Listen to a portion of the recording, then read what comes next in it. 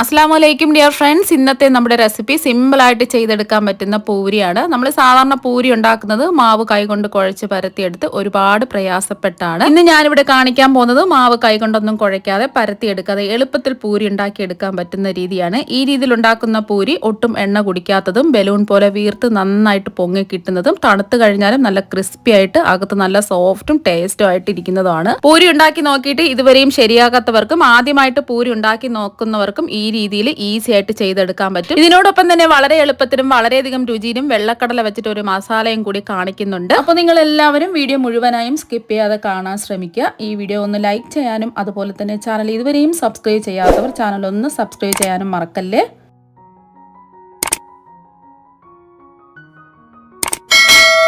ഇതിനു വേണ്ടിയിട്ട് നനവില്ലാത്ത ചതയ്ക്കുന്ന മിക്സിയുടെ ഒരു ജാർ എടുത്തിട്ടുണ്ട്. മിക്സിയുടെ ചെറിയ ജാറുണ്ടല്ലോ, അത് വേണം എടുക്കാൻ വേണ്ടിയിട്ട്. ഇനി മിക്സിയുടെ ജാറിൻ്റെ ഉള്ളിൽ 1 ടേബിൾ സ്പൂൺ ഓയിൽ ഒഴിച്ചു കൊടുക്കാം. ഇനി ഓയിൽ ജാറിൻ്റെ ഉള്ളിൽ എല്ലാ ഭാഗത്തും ഒന്ന് ബ്രഷ് ചെയ്ത് കൊടുക്കാം. ഇപ്പോൾ അത് ഓയിൽ ഒന്ന് ബ്രഷ് ചെയ്ത് കൊടുത്തിട്ടുണ്ട്. ഇനി ഈ ജാറിലേക്ക് 250 ml കപ്പിന് 1 കപ്പ് ഗോതമ്പ് പൊടി ഇട്ട് കൊടുക്കാം. നിങ്ങളുടെ കയ്യിൽ ഈ അളവ് കപ്പ് ഇല്ലെങ്കിൽ ഏതെങ്കിലും ഒരു ഗ്ലാസ് എടുക്കുക. അതിനനുസരിച്ച് വേണം മാവും വെള്ളവും അളന്നെടുക്കാൻ വേണ്ടിയിട്ട്. ഇനി ഈ മാവിലേക്ക് 2 ടേബിൾ സ്പൂൺ മൈദ ഇട്ട് കൊടുക്കാം. മൈദ ഇട്ട് കൊടുക്കുന്നത് പൂരിയുടെ ഉൾഭാഗം നല്ല സോഫ്റ്റ് ആയിരിക്കുന്നതിനും നല്ല പെർഫെക്റ്റ് ആയിട്ട് പൂരി കിട്ടുന്നതിനും വേണ്ടിയിട്ടാണ്. ഇനി ഇതിലേക്ക് 1 ടേബിൾ സ്പൂൺ റവ ചേർത്ത് കൊടുക്കാം. വറുത്തതോ വറുക്കാത്തതോ ഏത് റവ വേണമെങ്കിലും എടുക്കാം. റവ ചേർത്ത് കൊടുക്കുന്നത് പൂരിയുടെ പുറം നല്ല ക്രിസ്പിയും അതുപോലെ തന്നെ എത്ര സമയം കഴിഞ്ഞാലും പൂരി വീർത്ത് ക്രിസ്പി ആയിട്ട് തന്നെ ഇരിക്കും. ഇതിന് വേണ്ടിയിട്ടാണ് റവ ചേർത്ത് കൊടുക്കുന്നത്.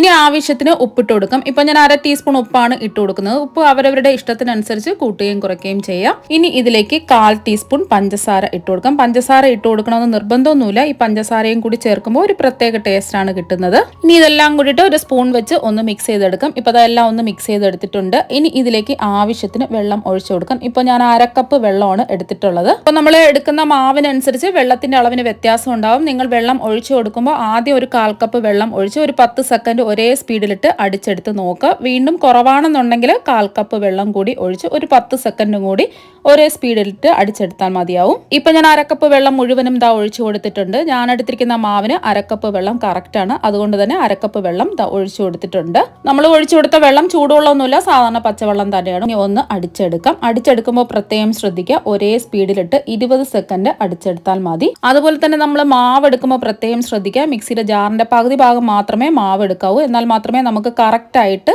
നമ്മൾ കൈ കൊണ്ട് കുഴച്ചെടുത്തതുപോലെ മാവ് അടിച്ചെടുക്കാൻ പറ്റുള്ളൂ. ഇപ്പോൾ മാവ് ഒന്ന് അടിച്ചെടുത്തിട്ടുണ്ട്. കണ്ടോ, ജാറിൽ നിന്നും ഒട്ടിപ്പിടിക്കാതെ നമ്മൾ മാവ് കൈ കൊണ്ട് കുഴച്ചതുപോലെ നല്ല സോഫ്റ്റ് ആയിട്ട് കിട്ടിയിട്ടുണ്ട്. നമ്മൾ ഒഴിച്ച വെള്ളമൊക്കെ കറക്റ്റ് ആയിരുന്നു. മാവ് നല്ല പെർഫെക്റ്റ് ആയിട്ട് കിട്ടിയിട്ടുണ്ട്. ഇങ്ങനെ നമ്മൾ മിക്സിയുടെ ജാറിൽ അടിച്ചെടുക്കുമ്പോൾ ഒരുപാട് സമയം കുഴച്ച് ബുദ്ധിമുട്ടേണ്ട ആവശ്യമൊന്നുമില്ല. വെറും സെക്കൻഡുകൾക്കുള്ളിൽ തന്നെ നമ്മൾ മാവ് കൈകൊണ്ട് കുഴയ്ക്കുന്നത് പോലെ നല്ല സോഫ്റ്റ് ആയിട്ട് അടിച്ചെടുക്കാൻ പറ്റും.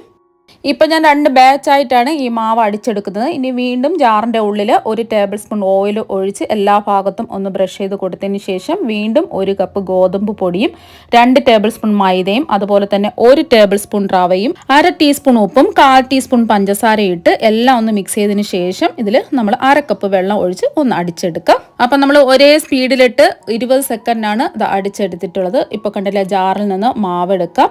നല്ല സോഫ്റ്റ് ആയിട്ടും നല്ല പെർഫെക്റ്റ് ആയിട്ടും നമ്മൾ കൈ കൊണ്ട് കുഴച്ചെടുത്തതുപോലെ മാവ് കിട്ടിയിട്ടുണ്ട്. ഇപ്പോൾ കാണാൻ പറ്റുന്നുണ്ടല്ലോ, മാവൊന്നും ജാറിൽ ഒട്ടിപ്പിടിച്ചിട്ടില്ല. നമ്മൾ ഒട്ടിപ്പിടിക്കാതിരിക്കുന്നതിന് വേണ്ടിയിട്ടാണ് നമ്മൾ ആദ്യമേ തന്നെ ഓയിൽ ബ്രഷ് ചെയ്ത് കൊടുത്തത്. അതുകൊണ്ട് തന്നെ ഒട്ടും മാവൊന്നും ഒട്ടിപ്പിടിച്ചിട്ടൊന്നുമില്ല. ഇനി ഒരു ബൗൾ എടുക്കുക. ബൗളിലേക്ക് നമ്മൾ ഓയിൽ ഒന്ന് ബ്രഷ് ചെയ്ത് കൊടുത്തതിന് ശേഷം നമ്മൾ അടിച്ചെടുത്ത മാവ് ഈ ബൗളിൽ ഇട്ട് കൊടുക്കാം. ഇനി മാവൊന്നും കുഴച്ചെടുക്കേണ്ട ആവശ്യമൊന്നുമില്ല. ചെറുതായിട്ടെല്ലാം കൂടിയിട്ട് ഒന്ന് ഉരുട്ടിയെടുത്താൽ മാത്രം മതി. ഇപ്പോൾ മാവ് ഒന്ന് ഉരുട്ടിയെടുത്തിട്ടുണ്ട്. ഇപ്പോൾ കണ്ടില്ലേ, മാവ് നല്ല സോഫ്റ്റ് ആയിട്ട് കിട്ടിയിട്ടുണ്ട്. അഥവാ നിങ്ങൾക്ക് മാവ് കറക്റ്റായിട്ട് കിട്ടിയില്ല, ഒട്ടിപ്പിടിക്കുന്നുണ്ടെന്നുണ്ടെങ്കിൽ നമുക്ക് കുറച്ച് ഗോതമ്പ് പൊടി ഇട്ട് കൊടുത്ത് ഒന്ന് ഉരുട്ടിയെടുത്താൽ മാത്രം മതി, കറക്റ്റായിട്ട് കിട്ടും. ഇനി മാവിൻ്റെ പുറം ഒന്ന് ഡ്രൈ ആവാതിരിക്കാൻ വേണ്ടിയിട്ട് കുറച്ച് ഓയിൽ ഒന്ന് ബ്രഷ് ചെയ്ത് കൊടുക്കാം. ഇനി ഇത് മൂടിയും കൂടി വെച്ച് കൊടുക്കാം. നമ്മൾ റവയും മൈദയും ചേർത്തത് കൊണ്ട് ഒരു 15 മിനിറ്റ് എങ്കിലും റെസ്റ്റ് ചെയ്യാൻ വേണ്ടിയിട്ട് വെക്കണം. സമയം ഉണ്ടെങ്കിൽ ഒരു 1/2 മണിക്കൂർ വെക്കാം. കൂടുതൽ സമയം വെക്കേണ്ട ആവശ്യമില്ല. കൂടുതൽ സമയം വെച്ചിരുന്ന പൂരി നല്ല കറക്റ്റായിട്ട് പൊങ്ങി വരില്ല. ഇപ്പോൾ ഒരു 15 മിനിറ്റ് ആയിട്ടുണ്ട്. ഇനി നമുക്ക് തുറന്ന് നോക്കാം. ഇപ്പോൾ മാവ് നല്ല സോഫ്റ്റ് ആയിട്ട് ഇരിപ്പുണ്ട്. ഇനി മാവിൽ നിന്ന് കുറച്ച് മാവെടുത്ത് ഉരുട്ടി ചെറിയ ഉരുളകളാക്കി എടുക്കാം. ഇപ്പോൾ ബാക്കിയിരിക്കുന്ന മാവ് മുഴുവനും ഇതുപോലെ ചെറിയ ചെറിയ ഉരുളകളാക്കി എടുക്കാം. ഇപ്പോൾ എല്ലാ മാവും ഉരുളകളാക്കി എടുത്തിട്ടുണ്ട്. ഇനി ഉരുട്ടി ഉരുട്ടിയെടുത്ത മാവിൻ്റെ പുറത്തും കുറച്ച് ഓയിലൊന്ന് ബ്രഷ് ചെയ്ത് കൊടുക്കുക. മാവിൻ്റെ പുറം ഒന്ന് ഡ്രൈ ആവാതിരിക്കാൻ വേണ്ടിയിട്ടാണ് ഓയിലൊന്ന് ബ്രഷ് ചെയ്ത് കൊടുക്കുന്നത്. ഇനി ഉരുട്ടിയെടുത്ത മാവെല്ലാം ഒന്ന് പരത്തിയെടുക്കുക. മാവ് പരത്തിയെടുക്കുന്നതിന് വേണ്ടിയിട്ട് ചപ്പാത്തി റോളറോ അതുപോലെ തന്നെ ചപ്പാത്തി പ്രസ്സോ ഒന്നും തന്നെ ഉപയോഗിക്കുന്നില്ല.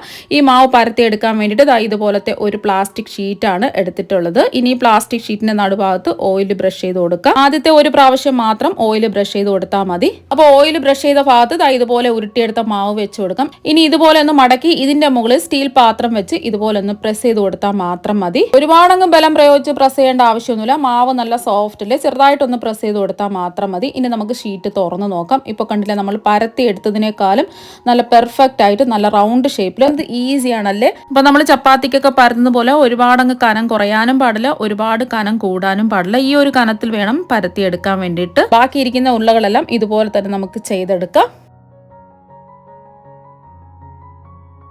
ഇപ്പോൾ എല്ലാ മാവും പരത്തി എടുത്തിട്ടുണ്ട്. ഇനി പൂരി ഉണ്ടാക്കിയെടുക്കാം. ഞാനിപ്പോൾ കുറച്ച് ഓയിൽ ചൂടാക്കാൻ വെച്ചിട്ടുണ്ട്. ഓയിൽ ചൂടായതിനു ശേഷം മീഡിയം ഫ്ലെയിം വെച്ച് കൊടുക്കാം. ഇനി നമ്മൾ പരത്തിയെടുത്ത മാവിൽ നിന്നും ഒരെണ്ണം എടുക്കാം. ഇനി ചൂടായി കിടക്കുന്ന എണ്ണയിലേക്ക് ഇട്ട് കൊടുക്കാം. ഫ്ലെയിം മീഡിയം ഫ്ലെയിം വേണം വെച്ച് കൊടുക്കാൻ വേണ്ടിയിട്ട്. ഫ്ലെയിം കൂട്ടിയിടരുത്. ഫ്ലെയിം കൂട്ടിയിട്ടാൽ പൂരി പൊങ്ങി കിട്ടും, പക്ഷെ പെട്ടെന്ന് തന്നെ കളർ മാറി അകമൊന്നും വെന്ത് കിട്ടില്ല. ഇതുപോലെ നമ്മൾ ഇട്ട് കൊടുക്കുമ്പോൾ തന്നെ ഇങ്ങനെ പൊങ്ങി വരാൻ തുടങ്ങും. പൊങ്ങി വരുമ്പോൾ ഈ പൂരിയുടെ മുകളിലായിട്ട് ഓയിൽ ഒരു സ്പൂൺ വെച്ച് ഇതുപോലെ കോരി ഒഴിച്ചു കൊടുക്കുക. നമ്മൾ ഇതുപോലെ എണ്ണയിലേക്ക് ഇട്ട് കൊടുക്കുന്ന സമയത്ത് പൂരി നന്നായിട്ട് പൊങ്ങി വന്നിട്ടില്ല എങ്കിൽ മാവിന്റെ കട്ടി കൂടിയിട്ടായിരിക്കും. അതുകൊണ്ട് മാവ് പരത്തി എടുക്കുമ്പോൾ പ്രത്യേകം ശ്രദ്ധിക്കുക. ഒരുപാടങ്ങ് പരത്തി കനം കുറയ്ക്കുകയോ ഒരുപാടങ്ങ് കനം കൂടുകയോ ചെയ്യരുത്. ഇപ്പൊ നല്ലൊരു ഗോൾഡൻ നിറമായിട്ടുണ്ട്. ഇനി തിരിച്ച് മറച്ചു വിട്ടിട്ട് എണ്ണയിൽ നിന്ന് ഇത് കോരി മാറ്റാം. ഇപ്പൊ കണ്ടില്ലേ, നിങ്ങൾക്ക് കാണുമ്പോൾ തന്നെ മനസ്സിലാക്കാൻ പറ്റും നല്ലോണം വീർത്ത് ഒട്ടും എണ്ണ ഒന്നും കുടിക്കാതെ നല്ല ക്രിസ്പി ആയിട്ട് ഇരിപ്പുണ്ട്.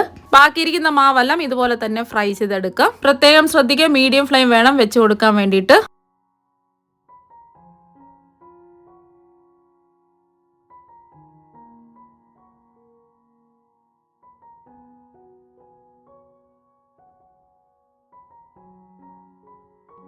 ഇനി പൂരിയുടെ കൂടെ കഴിക്കാൻ പറ്റിയ വളരെ എളുപ്പത്തിൽ ചെയ്തെടുക്കാൻ പറ്റിയ ചനാ മസാലയ്ക്ക് വേണ്ടി ഒരു കുക്കറിൽ കുതിർത്തെടുത്ത വെള്ളക്കടല ഇട്ട് കൊടുക്കാം. 250 ml കപ്പിന് 1 കപ്പ് വെള്ളക്കടല നല്ലതുപോലെ കഴുകിയെടുത്തതിന് ശേഷം കുതിർക്കാൻ വേണ്ടി ആവശ്യത്തിന് വെള്ളം ഒഴിച്ച് 7 മണിക്കൂർ കുതിർത്തെടുത്തിട്ടുള്ളതാണ്. ഈ കുതിർത്തെടുത്ത കടല ഒന്നുകൂടി കഴുകിയതിന് ശേഷം ഇതിന്റെ വെള്ളം മുഴുവൻ മാറ്റിയതിന് ശേഷം കുക്കറിൽ ഇട്ട് കൊടുത്തിട്ടുണ്ട്.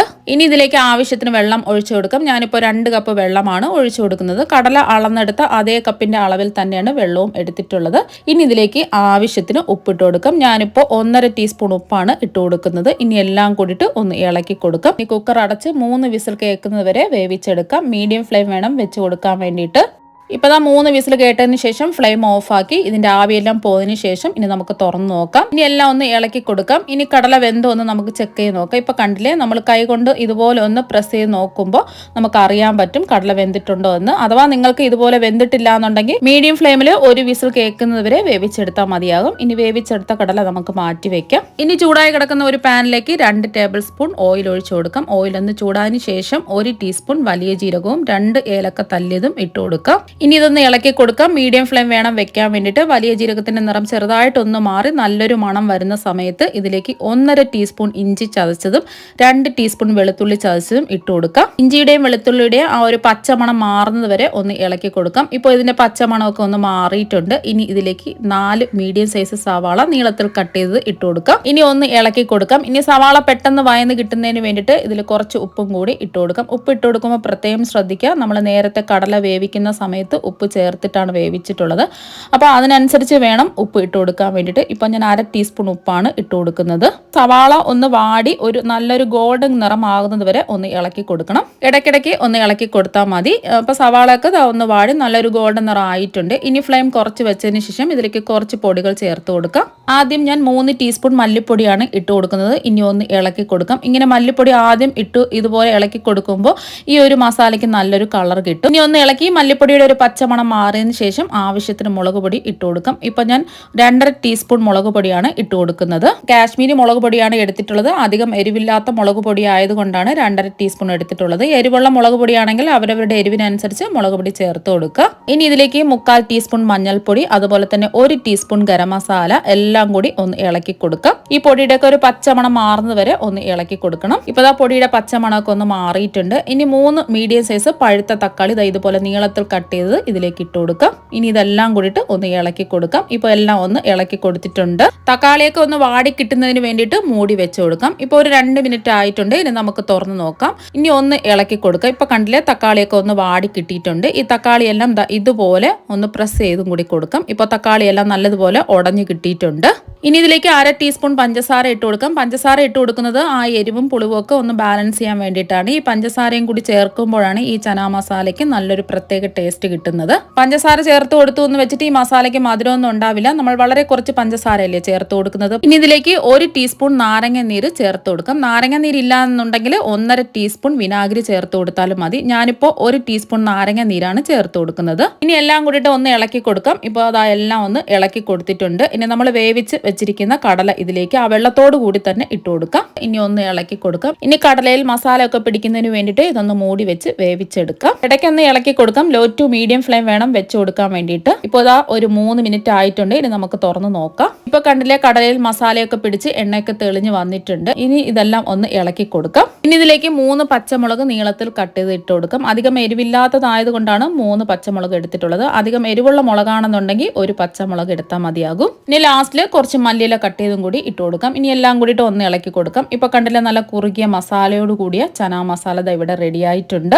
ഈ രീതിയിൽ തയ്യാറാക്കുമ്പോൾ ഇതിന് പ്രത്യേക ഒരു ടേസ്റ്റ് ആണ് കിട്ടുന്നത്. സിമ്പിൾ അല്ലേ? എത്ര പെട്ടെന്നാണ് നമ്മൾ ഈ ചനാ മസാല ഉണ്ടാക്കിയെടുത്തത്. ഇത് ഇരിക്കും തോറും ഇതിന്റെ കളറും കൂടും. ആ ചൂടോടുകൂടി തന്നെ പൂരിയുടെ കൂടെ സെർവ് ചെയ്യാവുന്നതാണ്. ഇത് പൂരിയുടെ കൂടെ മാത്രമല്ല, ചപ്പാത്തി, അപ്പം, ഇടിയപ്പം, ദോശ ഏതിന്റെ കൂടെയും സൈഡായിട്ട് കഴിക്കാൻ പറ്റിയ ഒരു ഉഗ്രൻ മസാലയാണ്. അപ്പോൾ നിങ്ങൾ എല്ലാവരും ഒരു പ്രാവശ്യമെങ്കിലും ഇതുപോലെ ഒന്ന് ട്രൈ ചെയ്ത് നോക്കുക. തീർച്ചയായും ഇഷ്ടപ്പെടും. ഇപ്പോൾ എല്ലാ പൂരിയും ഫ്രൈ ചെയ്തെടുത്തിട്ടുണ്ട്. ഇതുപോലെ കുറച്ച് കാര്യങ്ങൾ ശ്രദ്ധിച്ചാൽ എണ്ണ ഒട്ടും കുടിക്കാത്ത ബലൂൺ പോലെ വീർത്ത് പൊങ്ങി വരുന്ന പൂരി നമുക്ക് ഉണ്ടാക്കിയെടുക്കാൻ പറ്റും. കണ്ടില്ലേ, പുറത്ത് നല്ല ക്രിസ്പിയും അകത്ത് നല്ല സോഫ്റ്റും ആണ്. ഇത് തണുത്ത് കഴിഞ്ഞാലും ഈ പൂരി വീർത്ത് ഇതിന്റെ പുറം ക്രിസ്പി ആയിട്ട് തന്നെ ഇരിക്കും. നമ്മൾ പൂരി ഉണ്ടാക്കുന്ന സമയം 2-3 കാര്യങ്ങൾ ശ്രദ്ധിച്ചാൽ നല്ല പെർഫെക്റ്റ് ആയിട്ട് നല്ലോണം ബലൂൺ പോലെ വീർത്ത പൂരി നമുക്ക് ഈസി ആയിട്ട് റെഡിയാക്കി എടുക്കാൻ പറ്റും. ഫ്ലെയിം എപ്പോഴും മീഡിയം ഫ്ലെയിമിൽ നല്ല ചൂടായിരിക്കണം. മാവ് പരത്തുന്ന സമയം നമ്മൾ പരത്തിയെടുത്ത മാവ് കട്ടി കൂടാനോ കട്ടി കുറയാനോ പാടില്ല.